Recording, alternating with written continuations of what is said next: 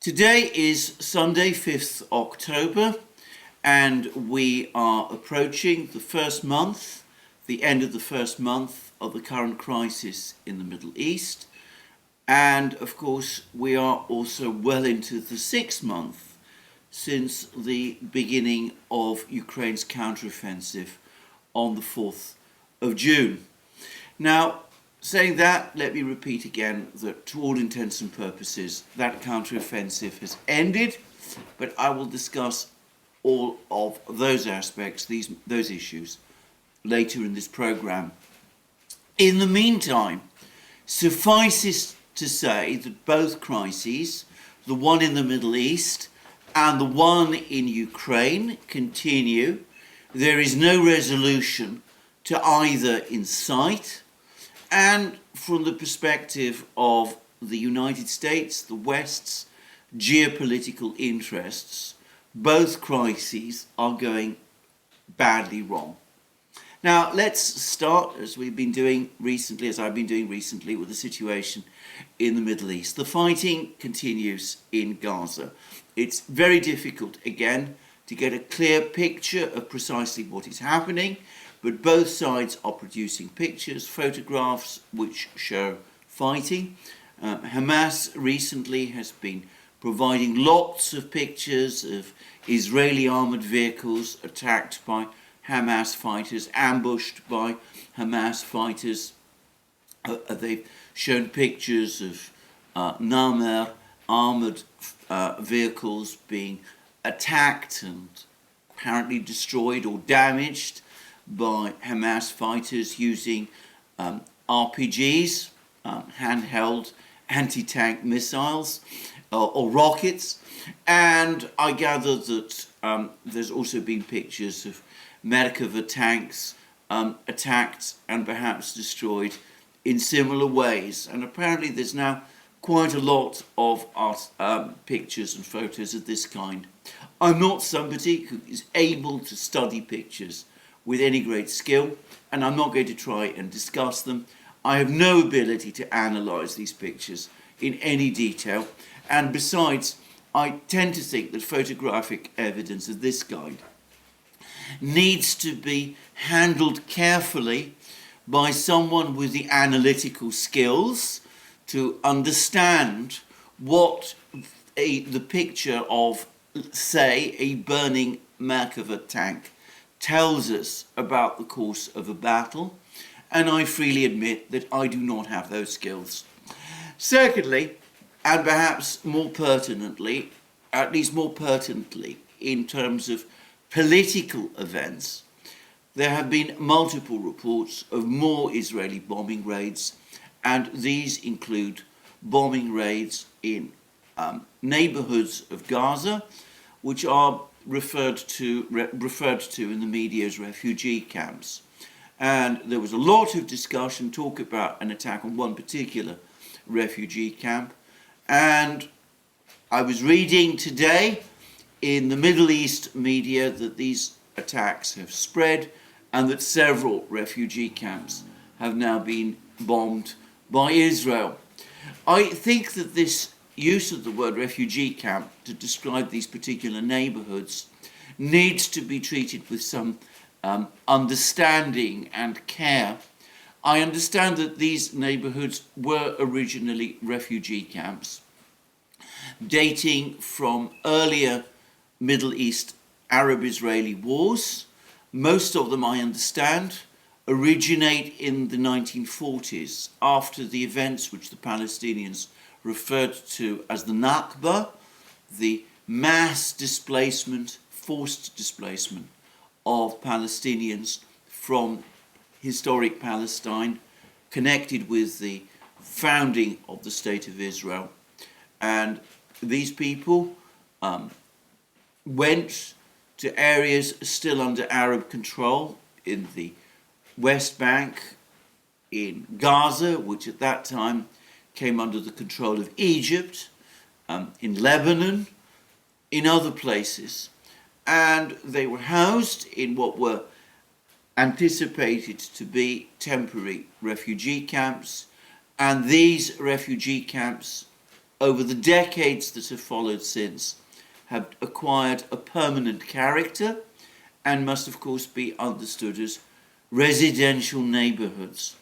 But nonetheless, the fact that Israel is bombing these places adds to the fraught atmosphere that inevitably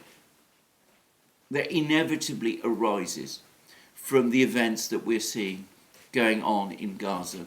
Now, I have spoken about those events, the wide-scale bombing, what Anatol Lieven in The Guardian referred to as the indiscriminate bombing by Israel of Gaza. Of course, the Israelis would deny that the bombing is indiscriminate, but it is extremely extensive. Anyway, that continues. The death toll amongst civilians in Gaza continues to increase. Supplies of food and water and energy to Gaza remain intensely restricted. And of course, these pictures have continue to be circulated around the world, and they're having the inevitable impact that such pictures and such reports do. And when I say inevitable, I mean it is inevitable and should be understood as such by political leaders around the world. And every day now, for example, I read about protests taking place in London against this bombing. Pictures appear showing thousands of people participating in these protests.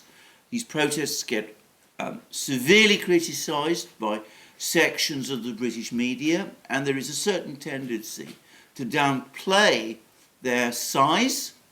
But I repeat, I read a few days ago in the Daily Telegraph, of all places, that these protests now regularly attract up to 100,000 people, which, if you know about protests in London, would be an astonishingly high number if that is true, and I've no reason to doubt that it is. So that is the reality on the ground. Continued fighting. I don't get the sense, by the way, that the Israeli operation has made any substantial progress over the last 24 hours.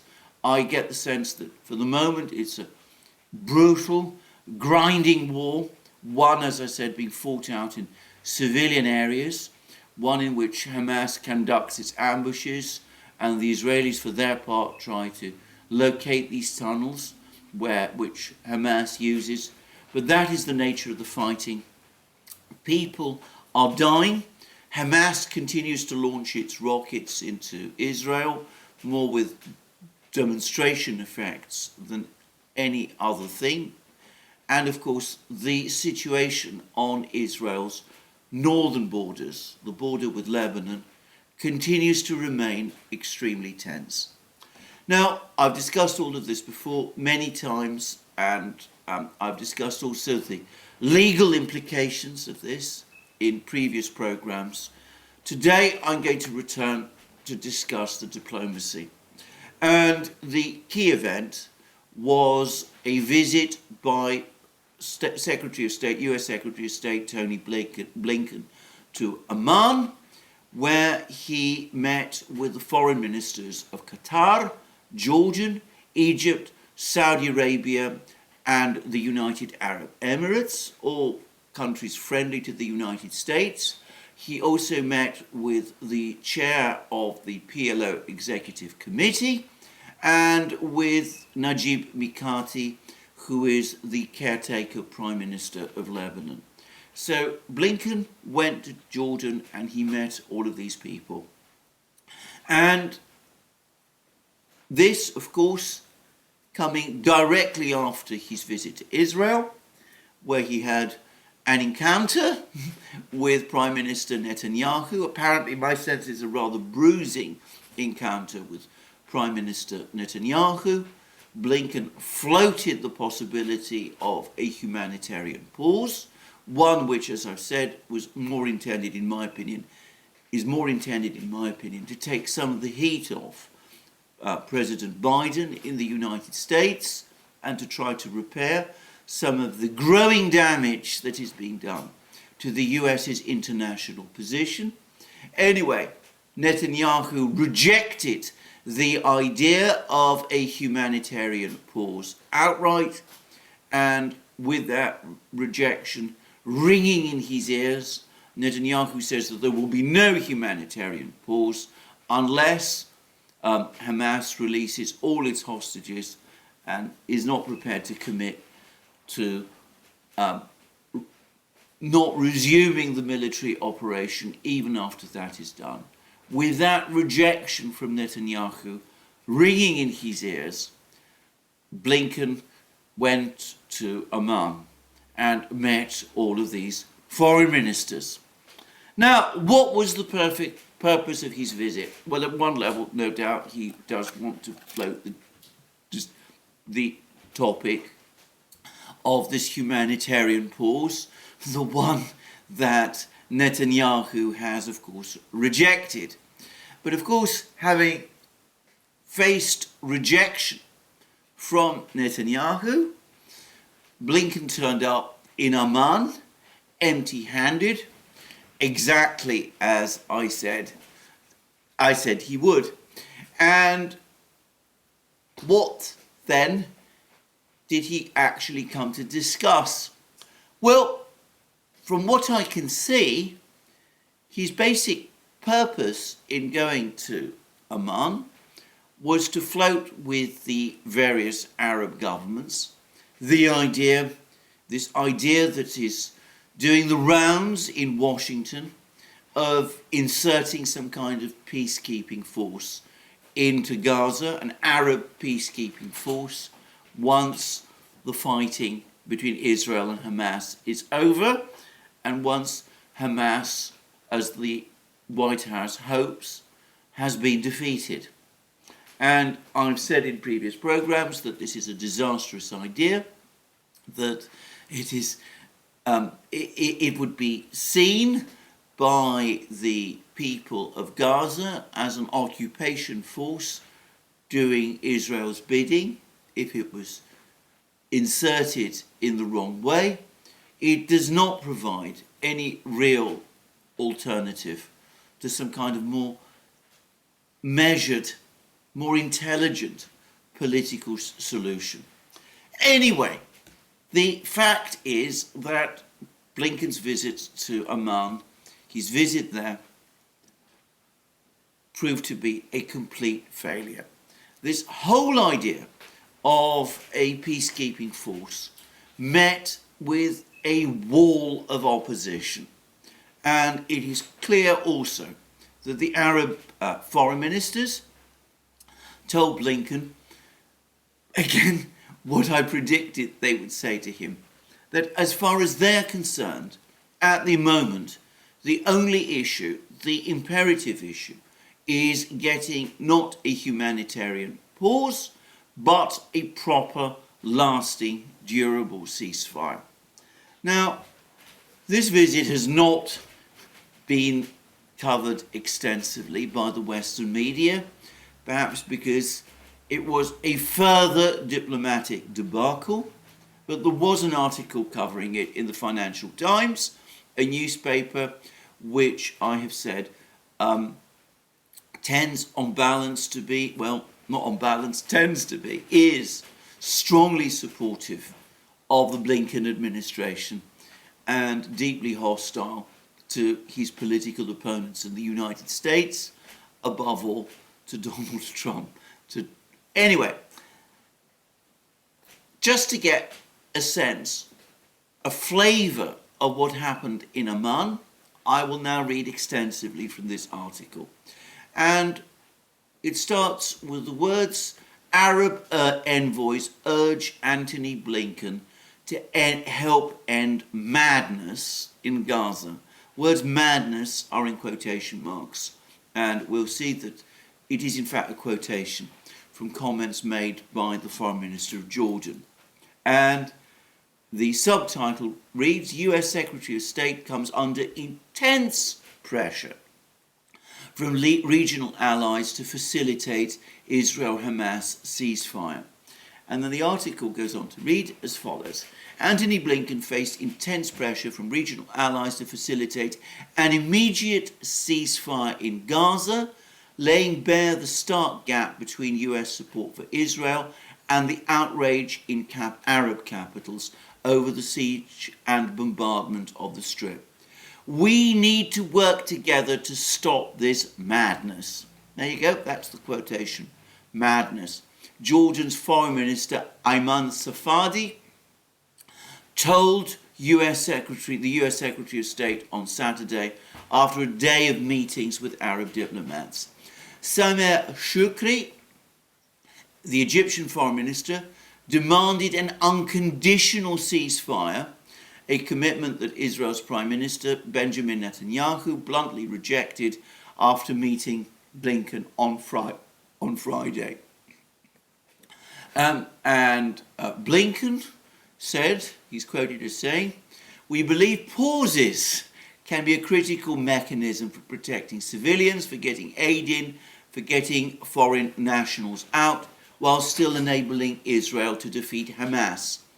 However, it turns out that Blinken did not endorse a protracted ceasefire.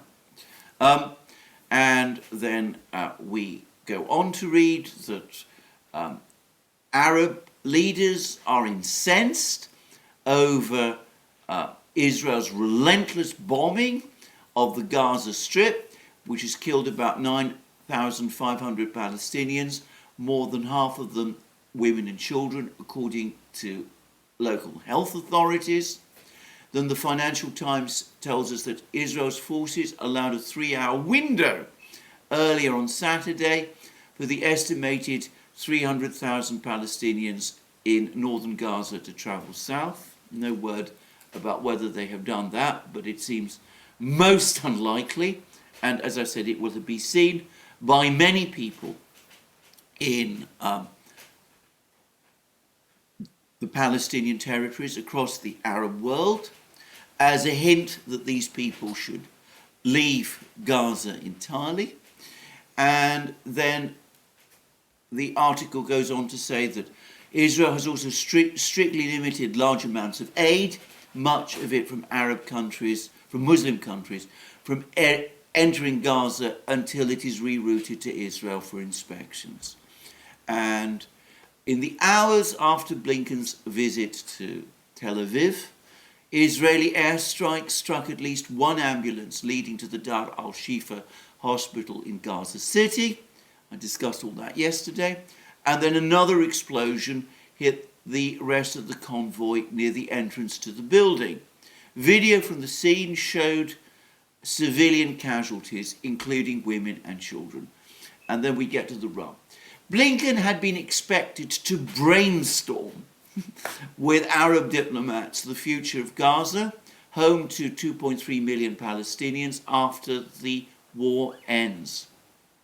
Safadi, that's to say the Foreign Minister of Jordan, obviously, however, speaking on behalf of all the Arab states, bluntly rejected those talks as premature.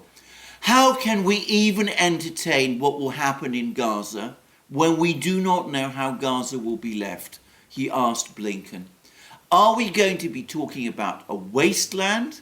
Are we talking about a whole population reduced to refugees? And the publicly expressed frustration matched the tone of the day-long meetings. An Arab official briefed on the talks said, Arab leaders want progress towards a ceasefire and more humanitarian aid before a summit in Riyadh next week. So there we go. A total debacle. Blinken again failing to understand Arab thinking, coming to talk about a peacekeeping force with Arab leaders at a time when Arab leaders are not interested in such a thing and are most unlikely to be interested in it anyway. They will have seen this visit by Blinken again as a case of the United States talking to itself and talking with Israel, failing completely to understand the Arab perspective on what is happening in this conflict. So, there we go. Another diplomatic failure by Secretary Blinken, even as the fighting in Gaza continues with no end in sight. And we see that next week there's going to be a further meeting in Riyadh in Saudi Arabia, and we'll have to see what the outcome of that is going to be. I strongly suspect, I anticipate, as I've said already, that at some point, either over the course of this week or perhaps following that meeting in Riyadh, there will be another proposed ceasefire resolution presented to the United Nations, and I suspect that support for the idea of a ceasefire will continue to harden and will eventually grow. And with protests taking place in London every day, apparently, with protests also happening in other European capitals, with European governments under increasing pressure, with the Biden administration itself now under severe pressure. Apparently, there have been protests in Washington, D.C. against these events, and there's also reports that in some US states, in Michigan in particular, where apparently there's large American Arab and Muslim communities, there is now a significant loss of support for the Democratic Party, and of course divisions within the President's Democratic Party are also growing. And by the way, in Britain, where of course I live, divisions within the opposition Labour Party are also growing as well. The leader of the Labour Party, Sir Keir Starmer, who had previously hewed very closely to the Biden administration's position, he's now facing calls from some Labour councillors to resign as leader of the party. I don't believe that will happen, but there we go.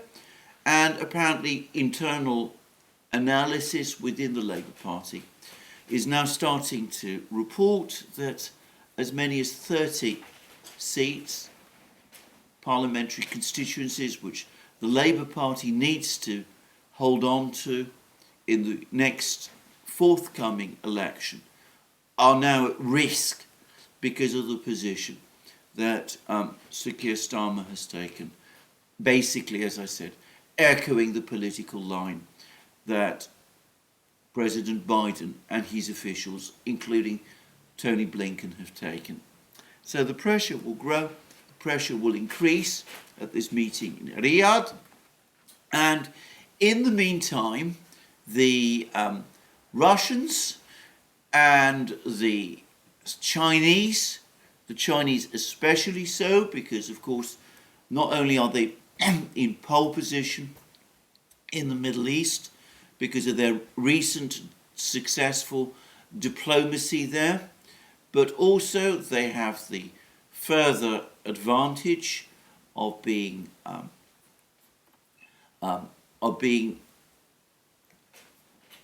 shortly the chair of the UN Security Council, able to determine the agenda of the Security Council and do things of that nature. But anyway, the Chinese will be talking to the Arab states, mobilizing, preparing their support, and also making diplomatic inroads at the expense of the United States in the Middle East. So there we go. That is where we stand at the moment with this conflict. Another diplomatic failure for the United States, and we will see where this all goes. Anyway, where this goes over the next few days. Now, before I leave this discussion, I do want to reference briefly certain comments that President Putin made at a meeting of the Security Council, the Russian Security Council, on the 30th of October. And I'd overlooked those comments, but John Helmer, one of the most insightful Russian commentators about Russian affairs, of course, homed in on them. And in their own set way, they are most interesting.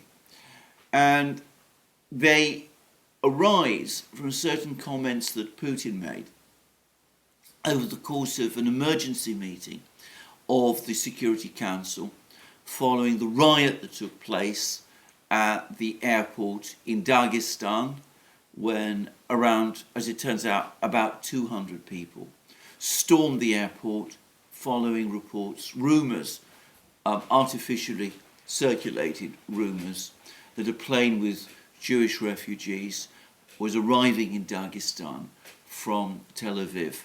I've discussed how the Russian government has responded very strongly against that protest.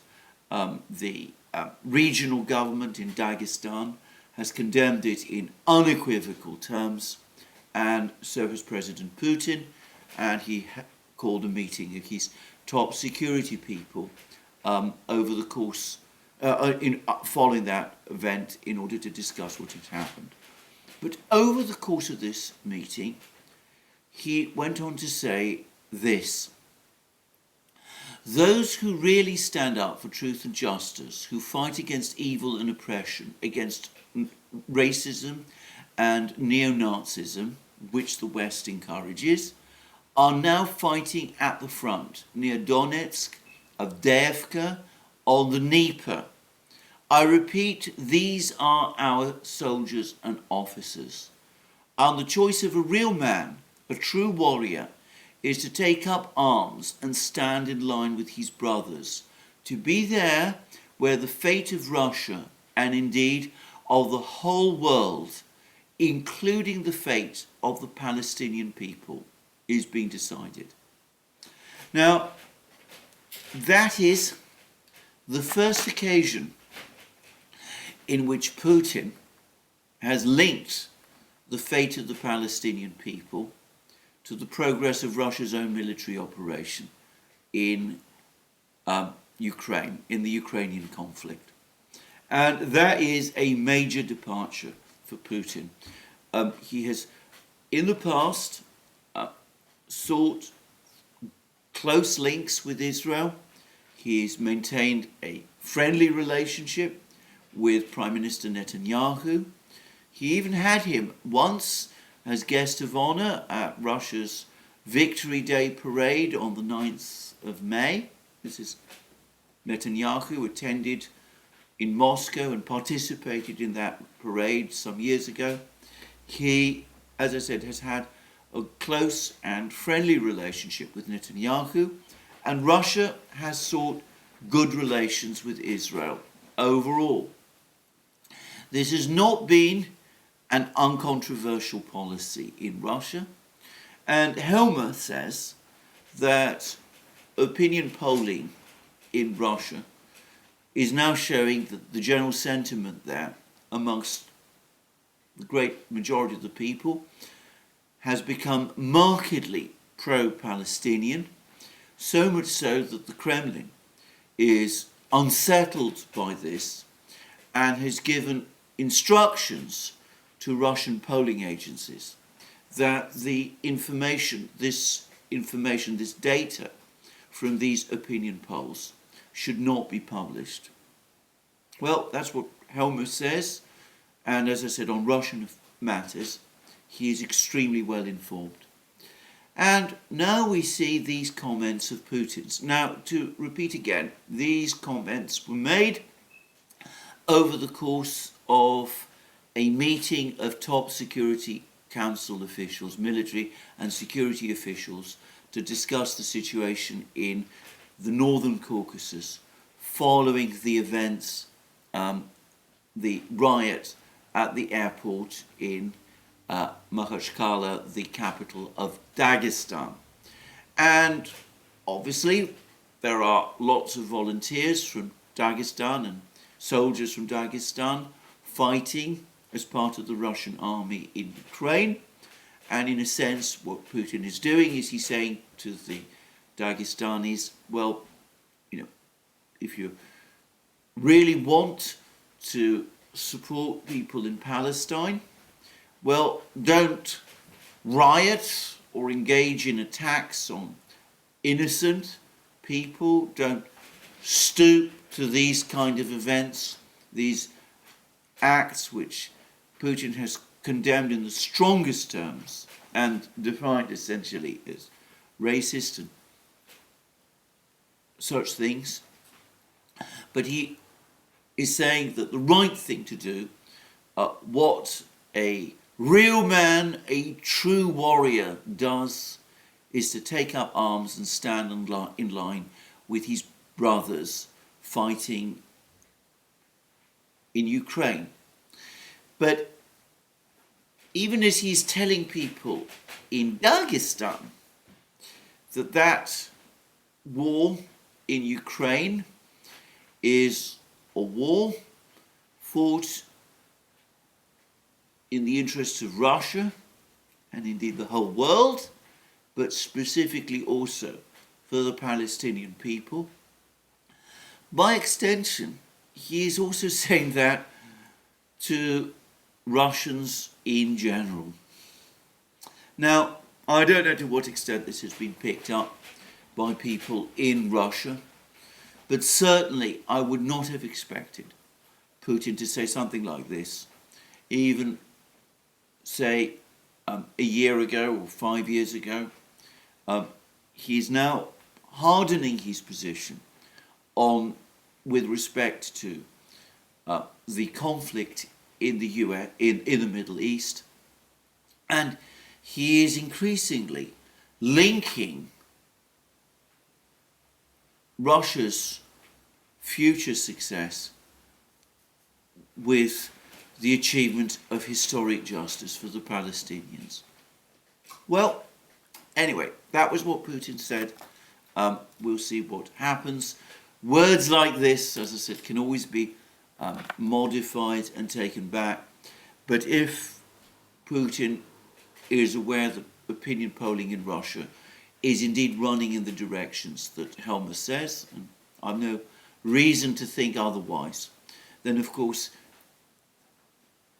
what Putin is saying is not just addressed to people in Dagestan, but to people in Russia overall. Anyway, that brings me to the other conflict, the conflict in Ukraine. And again, there's been lots of news on the battlefronts, particular reports this morning of heavy fighting around Avdiivka. I'm not going to try and discuss in detail every single move and counter move that takes place in Avdiivka. Suffice to say that despite Ukraine rushing all of the reinforcements it can to hold the line in Avdiivka, despite intense and at times, I have to say, desperate Ukrainian counterattacks, the Russians continue to advance. There was a report yesterday that in one particular zone, the Russians advanced by another 500 meters. So they are continuing steadily, incrementally to gain ground in Avdiivka. And the Institute for the Study of War in Washington also confirmed that Russian forces are building up around Avdiivka, and there's now reports, or rumours perhaps would be a more correct way of saying it, that the Russians are now planning, having captured and consolidated control of the slag heap, to capture the giant Avdiivka coke factory. This is a factory that processed coal from one of the local coal mines. The giant factory near Avdiivka, try to capture that factory.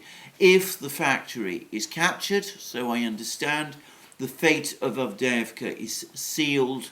All the roads pass either close to this factory, and operation sending of supplies into Avdiivka, supplies and reinforcements, becomes impossible, and soldiers in Avdiivka, Ukrainian soldiers, lose their only route along which to retreat. And by the way, there are also other reports of the Russians making further advances in places like Stepnoye and wherever. These are villages, outlying villages in the Avdiivka area, and the Russians are continuing apparently to advance towards those villages as they incrementally continue to work towards achieving a encirclement there. And there's also been similar news about fighting in places like Kupiansk and Bakhmut. It's clear that the Russians have the initiative, very much the initiative there, and that they're also pushing forward in the Vremivka salient area and are advancing there also. And overall, the military picture, the picture on the ground, is turning increasingly bleak for Ukraine. And one of the commentators who regularly writes about the war in the Daily Telegraph, Colonel Richard Kemp, I've discussed him on many occasions, I've discussed his various articles on many occasions. He's a fervid supporter of Ukraine, as indeed the Daily Telegraph tends to be. Anyway, Colonel Richard Kemp has written a furious article, now acknowledging that the situation is indeed becoming increasingly bleak for Ukraine. And this is how the article begins. This is the title. Ukraine has blown its best chance to defeat Putin. And then it goes on to say, deprived of the weapons it needs to win, and with global attention shifting to Israel, the outlook is terrible. Now that's the subtitle in this article. Those are not my words. And the article, this is by Richard Kemp, goes on to read, Ukraine's counteroffensive had to achieve strategic breakthrough against Russian defences or inflict sufficient attrition to cause a collapse of enemy forces, whilst at the same time energising Western countries to maintain their support. That had to be accomplished before the winter rains set in and armoured manoeuvre became unsustainable. Well, we're there now, and there has been no such breakthrough or attrition, nor are any such successes on the cards. And then that links to an article about General Zelensky's statement, comments to The Economist about the war being in stalemate. I've discussed how that isn't actually true, and about the fact that there is no prospect of a breakthrough. And then Richard Kemp goes on to say, Colonel Kemp goes on to say, rather the counter-offensive is atrophying it towards deadlock with no prospect of penetrating Russia's heavily fortified defences with current military capabilities. Even this may be an optimistic view, with Russia undoubtedly preparing its own offensive against a worn-down Ukrainian army. And then, of course, Kemp has to look for explanations about why the great offensive that he staked so much on, the West staked so much on, why that has failed. And, of course, he hits on the perennial excuse, increasingly used by various people of pro-Ukrainian or pro-neocon persuasions, which is that the West failed to provide Ukraine with all the weapons that it needed. And he says that if Ukraine had been provided with missiles, ATACMS missiles, that could have been decisive if sent in earlier, I don't know why he thinks that, or the F-16 fighter planes that would have multiplied Ukrainian combat power that those still remain a distant vision, according to him. Well, if Ukraine had been given even more, then that would have changed things, but Ukraine wasn't given enough. So therefore, and for that reason, the outlook is now terrible, and though he doesn't quite bring himself to say that, it's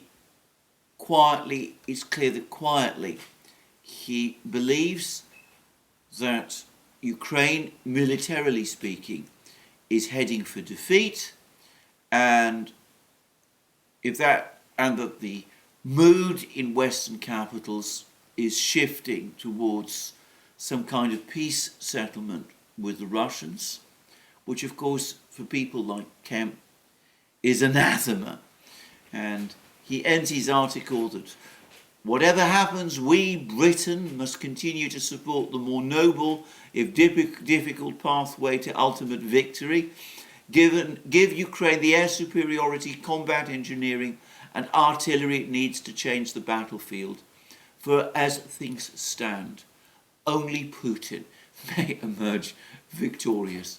The idea that Britain, by itself, can supply Ukraine with the weapons it needs to defeat Russia is an absolutely preposterous one. It's a fantastic idea, but there we go. I'm not going to debate that further.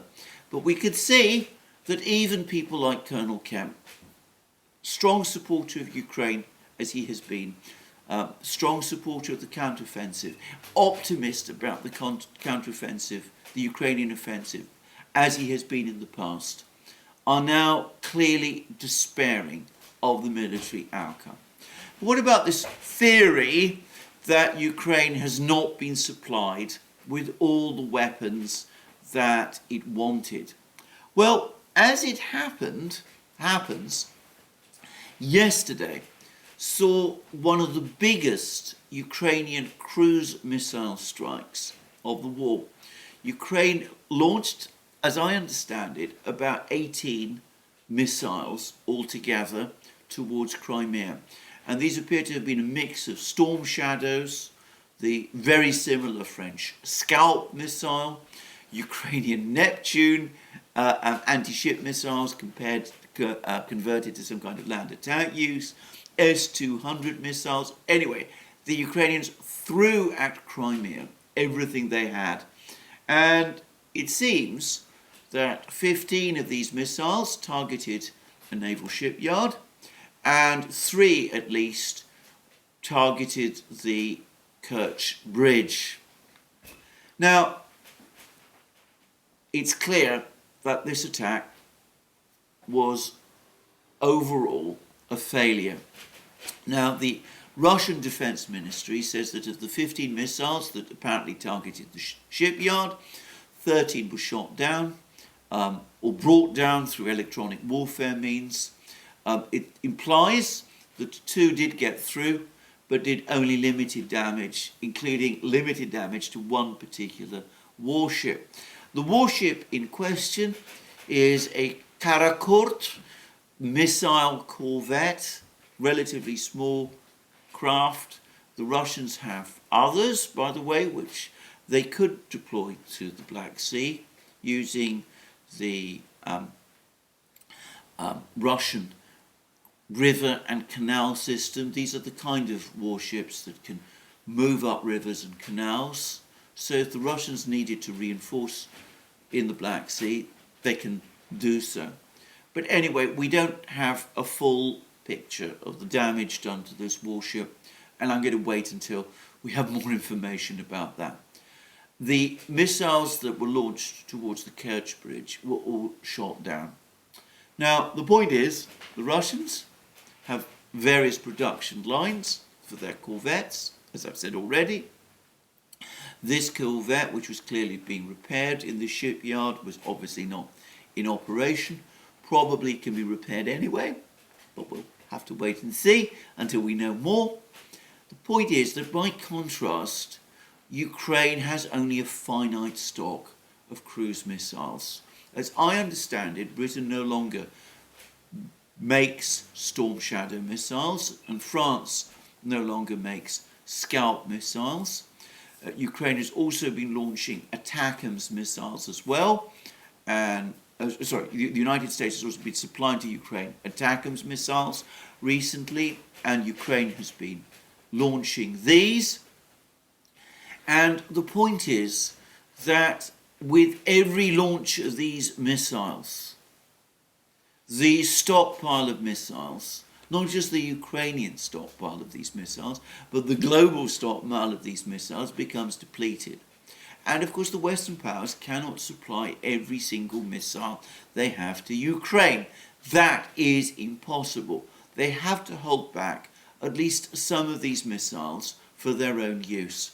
So launching 18 of these missiles at once and having only 3 get through, doing a certain amount of damage to one warship which can be easily replaced and perhaps can be repaired, is, as I have said previously, a bad trade.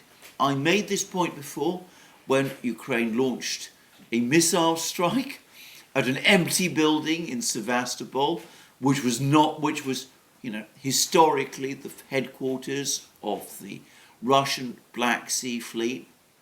It clearly came under a lot of criticism from behind the scenes for doing that, from their Western suppliers, and they spread all kinds of stories that the commander of the Black Sea Fleet had been killed and that an important planning meeting that had been happening at that building when that missile strike took place had been disrupted in some way, all of which turned out to be untrue. The commander of the Black Sea Fleet turned up a few hours later at a meeting in Moscow, alive and well. Anyway,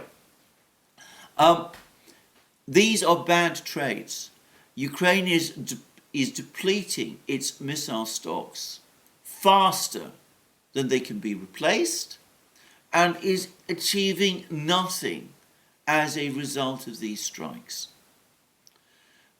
Moreover, what these strikes are doing is encouraging the Russians to beef up their air defences. And one of the great stories of this war, one of the most important stories of this war, is that for the first time since the end of the Second World War, we have seen the Russian air defence system in operation. And most formidable it has proved to be.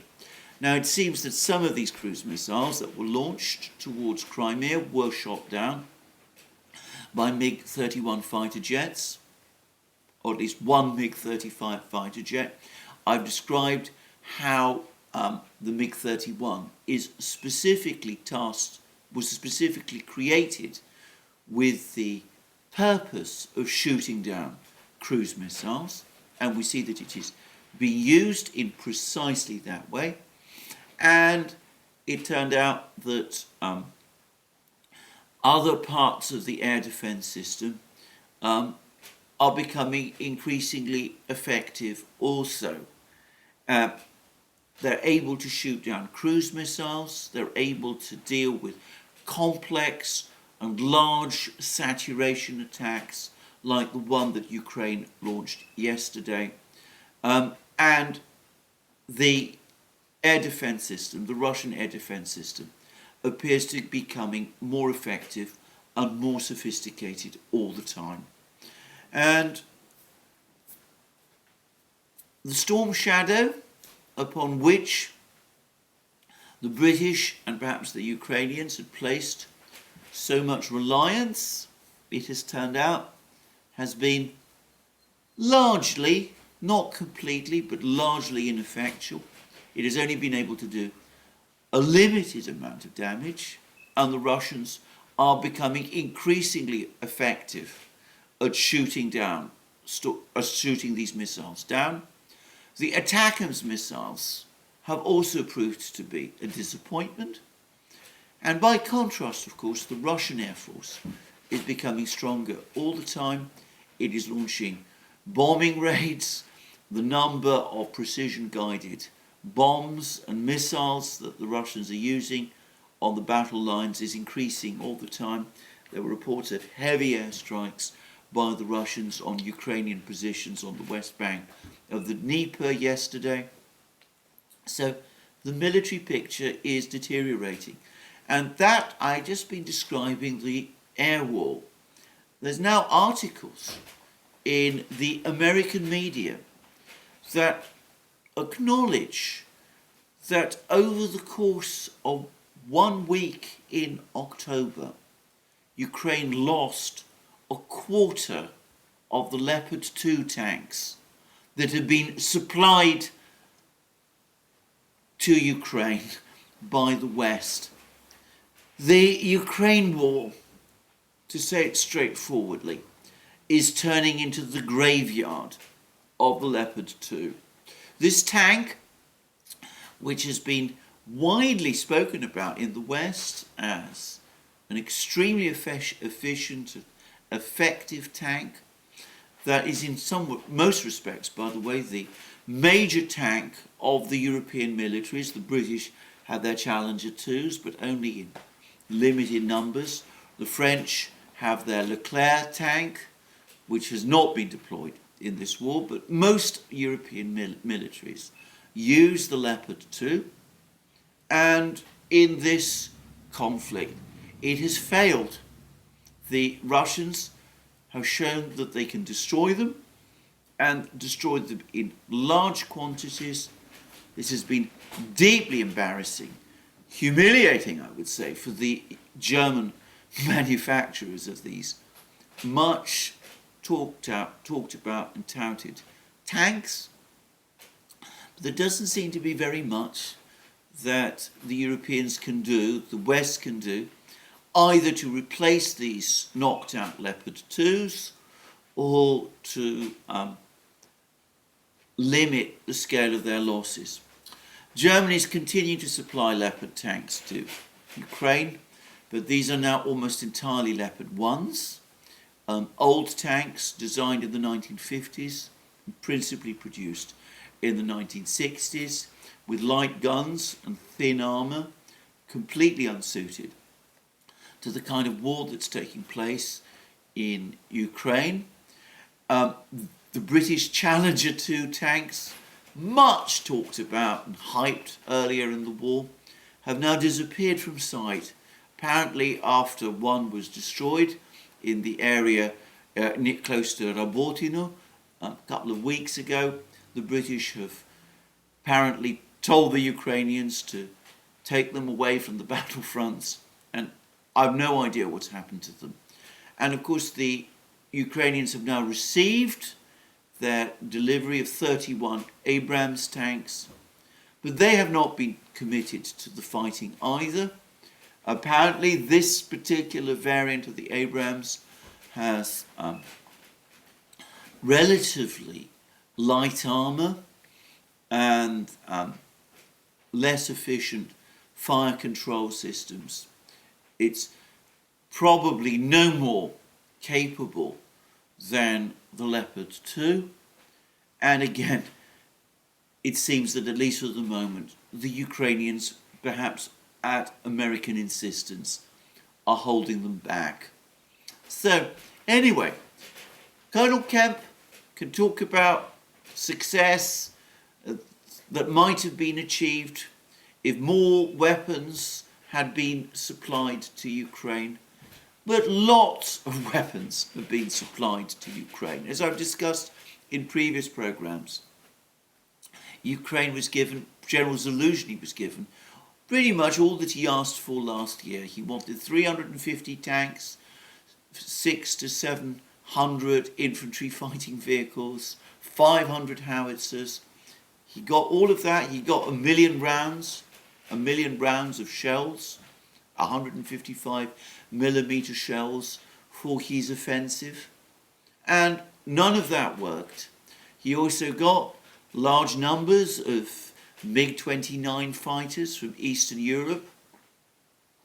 They have failed to make much impact on the battlefronts, and October, as I've discussed already, has proved to be a disastrous month for the Ukrainian Air Force. There's not been full confirmation of this from the West, but it's clear that, in fact, a large proportion of Ukraine's stock of aircraft, of its MiG-29s, of Sukhoi 27s, Sukhoi 24s and other aircraft has now been shot down and has now been lost. And the F-16s, when they do finally appear, are not going to replace those numbers. I understand Ukraine lost more fighter jets in the course of October than the Western powers intend to supply in the form of F-16s over the course of next year. So, a grim picture, and Colonel Kemp's attempts, rather desperate attempts, to try and blame it all on lack of weapons supplies really doesn't make sense. The fact is, the West supplied all the weapons that it could, that it reasonably could, and it has failed. And we've seen now that there are intensifying pressures in Ukraine, both internally and between Western governments that clearly want Ukraine to try to look for some kind of diplomatic exit to the war, that there are increasing pressures of that nature on Ukraine. And we had that devastating series of commentaries and articles provided by General Zelensky to The Economist, in which he all but admitted that Ukraine is losing the war. In fact, he basically did admit that Ukraine is losing the war.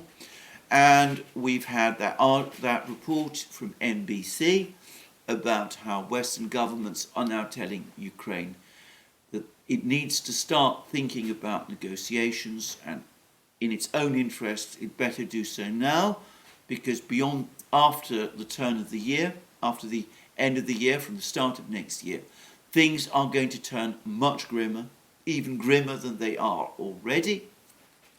And we've had that ferocious hit piece against President Zelensky, which appeared in Time magazine, which basically made him out to be this delusional, out of touch individual, making it fairly obvious, to me at least, that there is now a consensus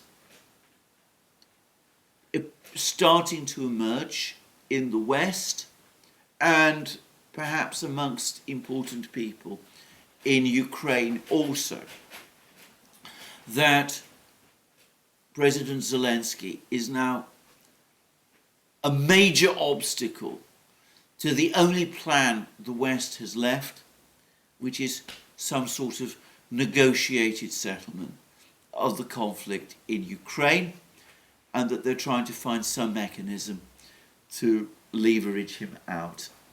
Well, the sequel to all of this is that over the last day or so, President Zelensky and his team have started to hit back. President Zelensky has said that he has not been placed under any pressure whatsoever by any Western official to start negotiations with the Russians. Nobody, he says, has spoken to him about this, which is probably true, by the way. I suspect that, given what the Time magazine article says about him, the fact that he's seen as delusional and out of touch, Western governments that are discussing the idea of negotiations with Ukrainian officials are steering clear of discussing it with Zelensky himself. He is, in other words, being circumvented. And not only is Zelensky pushing back against that, but he's also saying again that as far as he's concerned, the only plan, the only objective that he has is to secure victory against Russia, pursuing the maximalist objectives, the return of all Ukrainian territory, including Crimea, that he outlined right from the outset, or at least from the moment when the negotiations with Russia collapsed in March and April of last year. So he remains committed to his no negotiations policy, war to the bitter end policy, and he says that he, as far as he is concerned, there's been no pressure from the West to change it. So to those in the West who want negotiations, which undoubtedly includes key people in the administration now, he says, well, not by me. But importantly, Zelensky is now starting to hit back at key officials in his military. Yesterday there were reports that he started to dismiss various generals. He dismissed one particular general who, as I understand it, was in charge of Ukraine's special forces. Apparently, Zelensky, the overall commander-in-chief, was not informed of this dismissal before it took place. And the general in question, who has been sacked, has apparently come out and said that he doesn't know the reason why he was sacked. And there are now rumours of a wider purge being directed at the military. More and more officers apparently are now in line for dismissal by President Zelensky. And there's also now increasing commentaries and statements from Ukrainian officials close to Zelensky that now openly criticise General Zelensky. And they openly criticise his article, his series of articles and interactions with The Economist. They say the articles and interactions were unhelpful to Ukraine. They gave a pessimistic outlook to the war, which is not beneficial to Ukraine, that General Zelensky stepped way out of line by making those commentaries and those articles. It's clear, therefore, that the Ukrainian government, the President Zelensky himself, were not told by General Zelensky in advance about what he was going to say to The Economist, and that they are furious with him for what he has done. And I have to say, I can't help but think that these dismissals of other Ukrainian officers, senior officers, without Zelensky himself being informed about this, are the first telltale signs that Zelensky himself is now clearly marked out for dismissal. The Time magazine article hinted at that already, and it seems to me that Zelensky and his officials, those officials who continue to be loyal to him, including apparently the current defense minister Rustem Umarov, are now working increasingly towards that objective. But of course, even as that is going on, others are hitting back. Now, Alexei Arestovich, Zelensky's own spin doctor, his loyal ally until around February, when he was himself dismissed. Arestovich has now come out and has also said critical things, not just about Zelensky, but ultimately about himself and about the role that he played earlier in the war. And I have to say that it's a striking statement of responsibility and even of remorse. And this is what Arestovich is saying. He says a significant share of responsibility for the faith of the average citizen of Ukraine in our quick and beautiful victory lies with me personally. I created an illusion at that time so that we would survive. Today I am destroying it so that we can survive. In other words, what Arestovich is now saying is that when he was saying last year and in the first weeks of this year that Ukraine was heading towards victory, he was saying something that was untrue and that he knew it was untrue. He bitterly regrets having done that. Ukraine is now at an existential moment. If the war continues for very much longer, the whole survival of Ukraine is now at issue, and that rather than continue the exhausted and mistaken policy of lying to the Ukrainian people, which is what he and, of course, President Zelensky were doing previously, the moment has come to face them with the truth, to tell them openly and straightforwardly that Ukraine is losing the war and is not able to win it. Now, it is impossible to see how President Zelensky can do that and can remain president of Ukraine. So when Arestovich is talking in this manner, again, we can see that he clearly is signaling the need for Zelensky to step down, for Zelensky to go. Now, I don't know whether Zelensky and Arestovich and all of these people are communicating with each other, whether they're also in contact with people in the West. Arestovich has had to leave Ukraine by his own admission. He says that Zelensky and his officials have sent the police to investigate him, that his own position in Ukraine is becoming difficult and precarious, and therefore he's had to leave the country, and that's why he's speaking now to Ukrainians from abroad.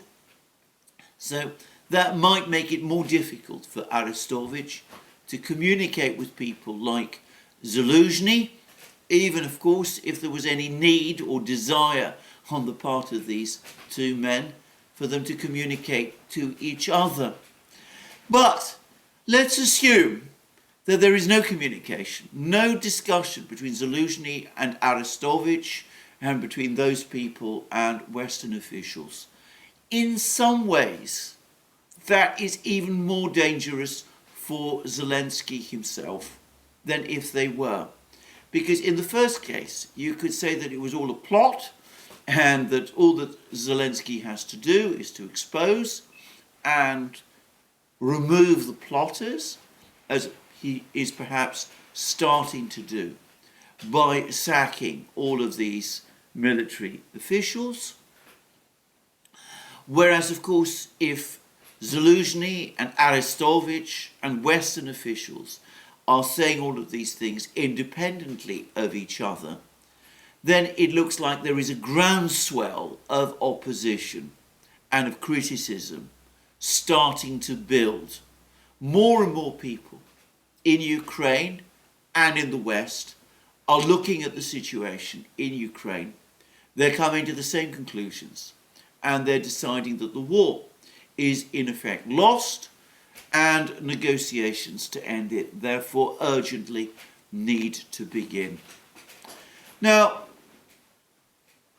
that of course begs a number of very important questions. Firstly, President Putin, as I discussed yesterday, has made it pretty clear that though he's not closing the door to a negotiated solution to the conflict, in his conception, such a negotiated solution would be in effect a capitulation by Ukraine. Ukraine would have to give up any idea of joining NATO. It would have to agree to the loss of the four regions, Donetsk, Zaporozhye, Lugansk, Kherson. Of course, it would also have to give up Crimea as well. It would have to agree to enormously tough provisions for the protection of Russian culture and Russian people in what was left of Ukraine. And as I discussed yesterday in my video, you could almost say that Putin is actually now floating the possibility of Ukraine's reabsorption into Russia. He quoted comments made from people in Ukraine back in the 17th century, in which they referred to themselves as Russian Orthodox people. And that was why they wanted union with Russia then.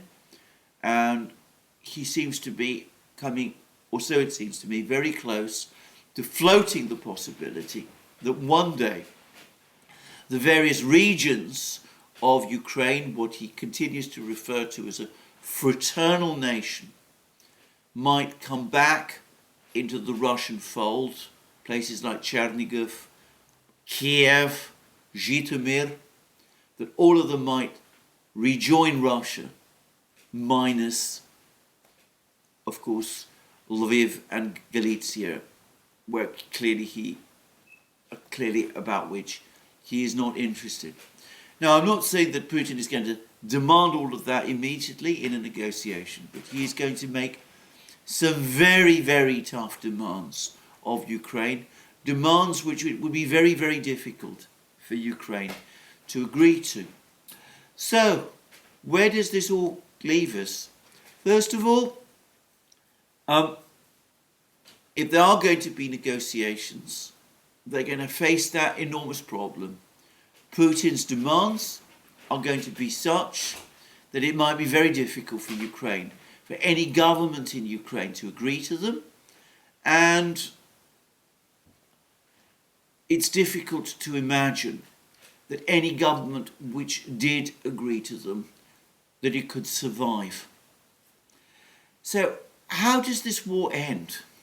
Well, I have to say, looking at all of these things, these admissions by Ukrainian generals, by people like Arestovich, that the situation in Ukraine is becoming unsustainable, I can't help but think that perhaps the closest analogy is what happened towards the end of the American Civil War.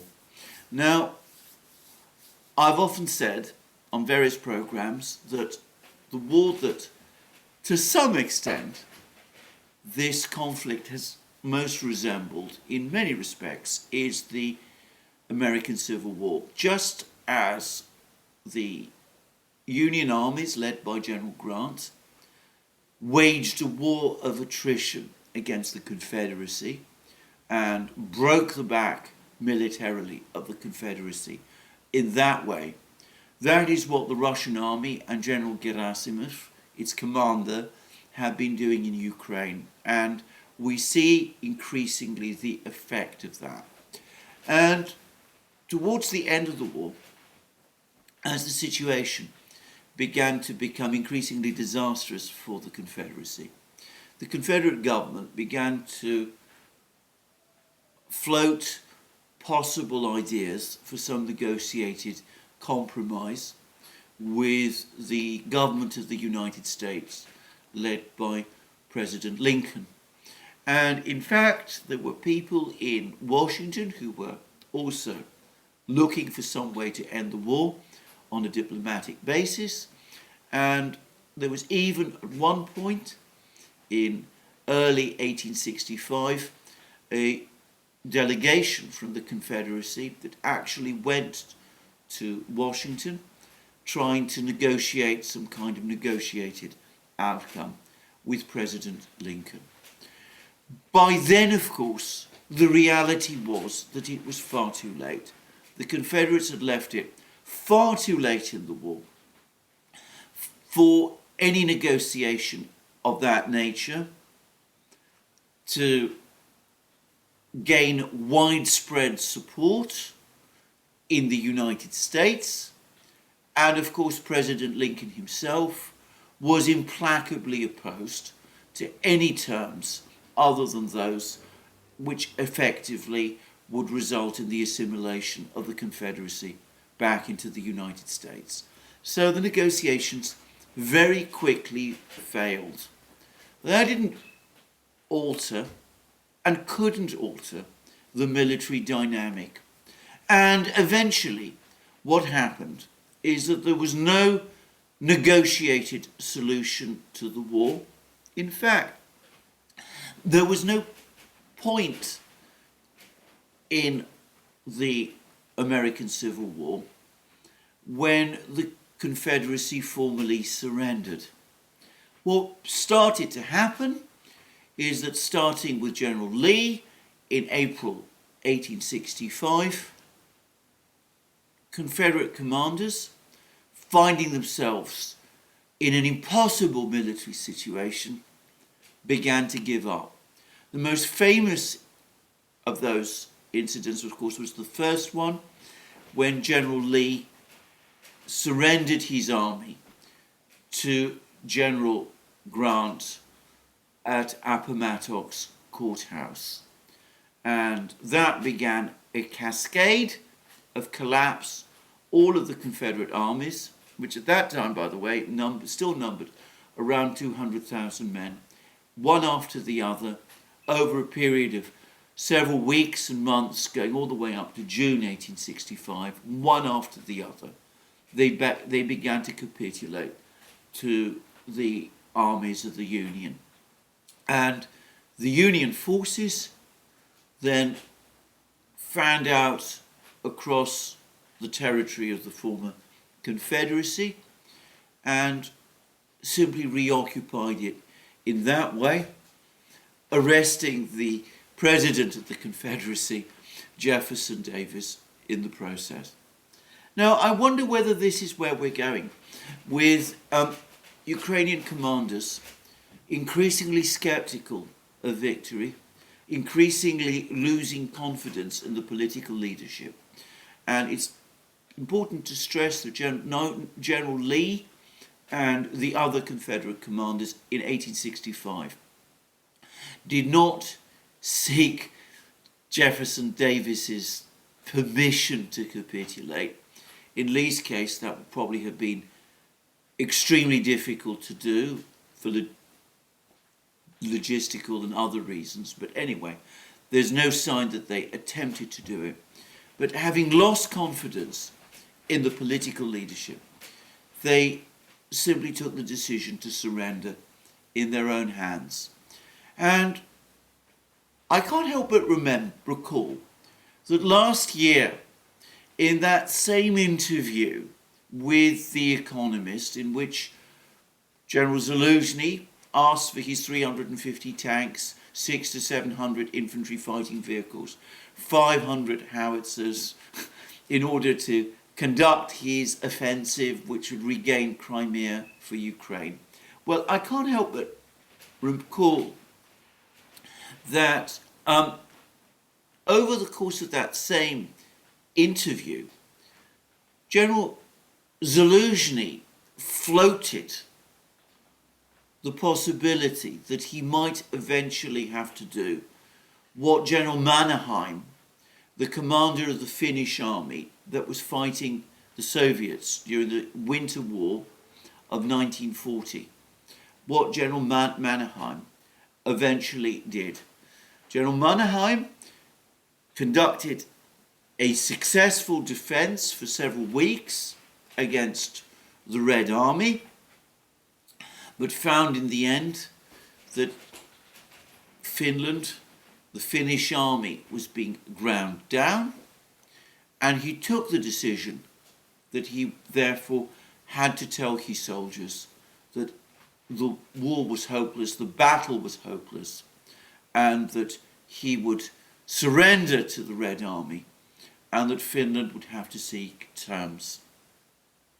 Now, I wonder whether, given that even at a time when General Zelensky was planning his great offensive in the summer, the one that has turned out so catastrophically, even whilst he was thinking about that offensive, given that he was already contemplating the possibility that he might have to follow the example of Mannerheim, in other words, capitulate to the Russians, because the war had become unsustainable, whether perhaps either he or some other Ukrainian general faced with a leadership in Kiev, a political leadership in Kiev that has lost their confidence, might not start to do the same sort of things that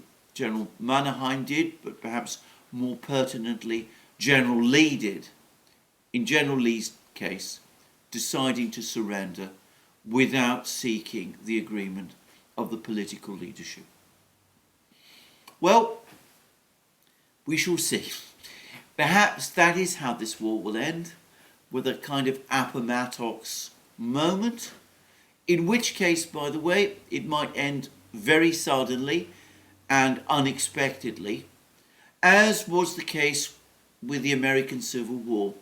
Many people in Europe, in the United States, even in the Confederacy itself, had not understood the damage that the attrition waged against the Confederacy by General Grant had done, against the Confederate armies had done, the extent to which they'd been broken down and hollowed out and trapped, in General Lee's case, into undefendable positions.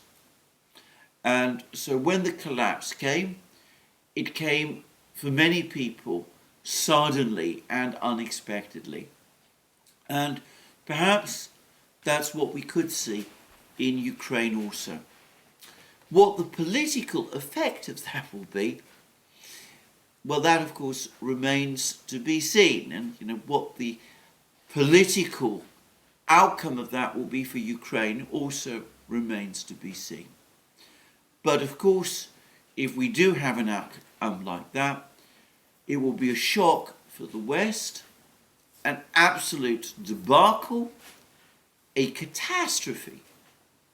And the reason that is so is because the West sabotaged every opportunity to negotiate a peaceful settlement of this conflict, going all the way back to the events of 2014 and even beyond. And when they did decide that some kind of substantive negotiations were needed, as according to the NBC article does now seem to be the case, they left it too late. Anyway, this is where I end my program today. More from me soon. Let me remind you again that you can find all our programs on our various platforms, Locals, Rumble and X. You can also support our work via Patreon and Subscribestar, links under this video. You can also, you should also check out our shop. Get yourself the amazing things that you will find there, our magic mugs, our hats, our t-shirts, our sweatshirts, all those great things. And last but not least, if you've liked this video, please remember to tick the like button, to check your subscription to this channel. And anyway, this is where I finish today. More from me soon, and have a very good day.